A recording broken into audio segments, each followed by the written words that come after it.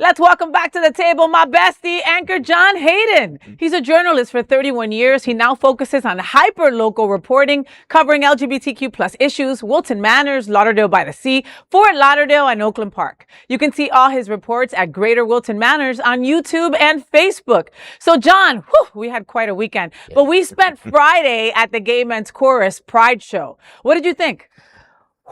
It was a lot. I was moved like reliving a dull yet sharp pain. I did a video essay capturing me in the moment. Hey everyone, John Hayden at the Broward Center for the Gay Men's Chorus of South Florida's annual Pride concert, this year marking the 10th anniversary of the Pulse Massacre. This was a celebration of grief, a celebration of survival, and a celebration of pride.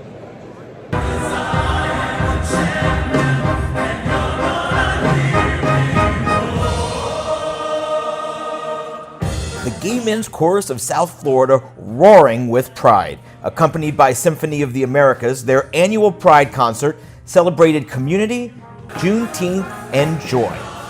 It also marked the darkest chapter in Florida's LGBTQ plus history.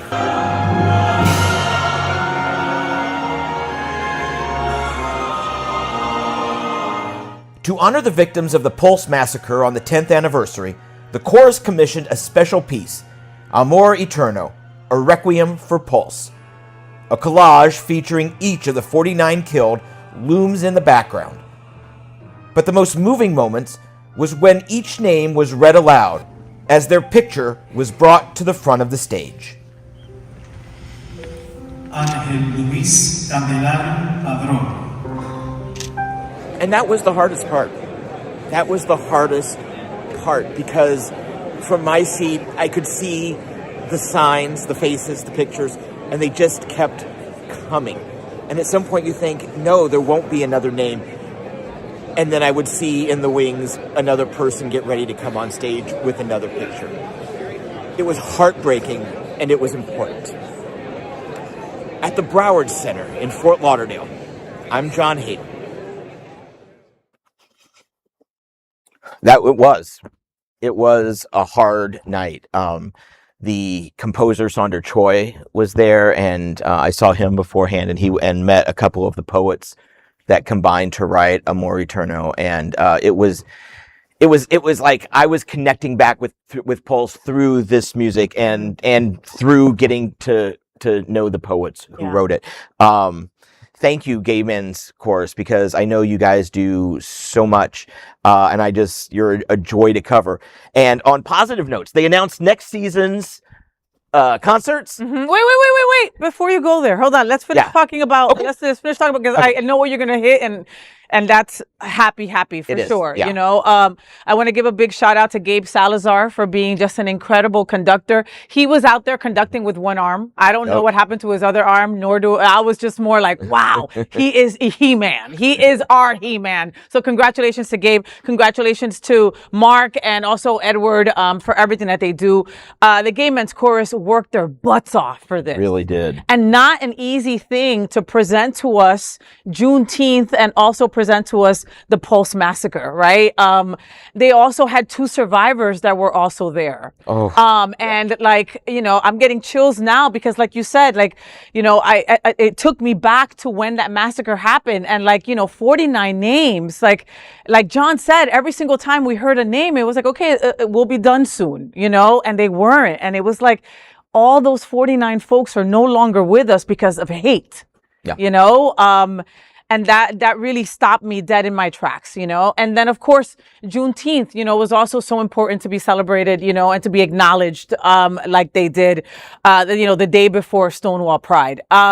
Now, they all, you know, they had a full packed house. The Broward Center was packed.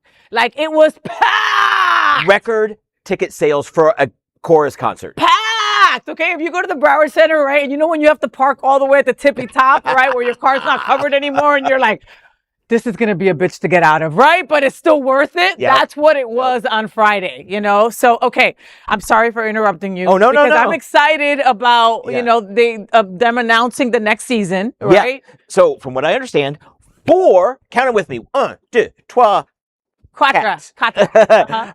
Christmas concerts. They will be held here at Sunshine Cathedral. So, for what they do, how they perform the holiday shows, Sunshine really is a great venue for it because their shows are more intimate. When you do handbells, sometimes that doesn't connect with the back of a large theater. Yes. So I'm looking forward to those.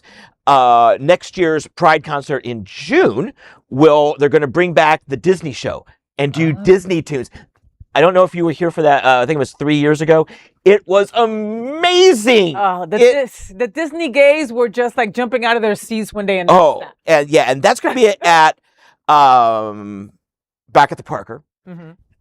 And then the Hard Rock is going to host in March their spring show, which is going to be a Cher retrospective.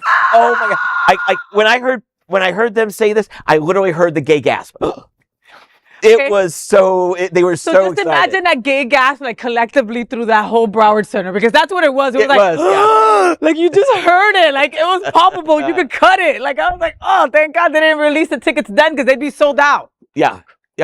And they will sell out. So I'm very excited. Next year's going to financially, all of our gay organizations are facing a challenge. But with this programming, I think they're threading a needle pretty well. Yeah, and they also announced their gala in October as well. Yeah, the week before Halloween. Which is like, their theme is like something wild. It's like just like it seems very like, Garden of Eden meets Eagle, which I don't think that's what it is. But I'm just saying, like in my mind. Every night on the drive, in my mind, I was like, this is going to be amazing, Well, there is no other queer nonprofit media platform like this in the entire world. Support our LGBTQ stories by sharing them and subscribing to Queer News Tonight.